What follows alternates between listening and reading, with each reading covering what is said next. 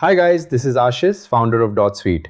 In this video, I'll show you how to find the list of keywords that any page is ranking for, whether it's your competitor's page or your own website. Most people analyze keywords at a domain level, but the real insights come from understanding performance at a page level.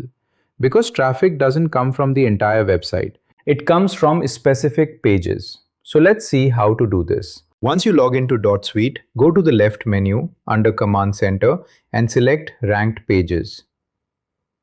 Now typically you would enter a domain here, but in this case you can also enter a specific page URL. So instead of analyzing the full website, you are now focusing on a single page. Enter the page URL, select the country and language, and run the search. Now you'll see a list of keywords that this specific page is ranking for. This gives you a clear understanding of what queries are driving traffic to this page, what topics the page is covering, and how it is performing in search. Now here's the important part.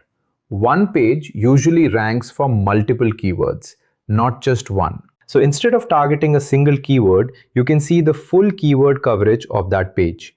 This helps you understand how the content is structured, what intent it is targeting, and why it is ranking.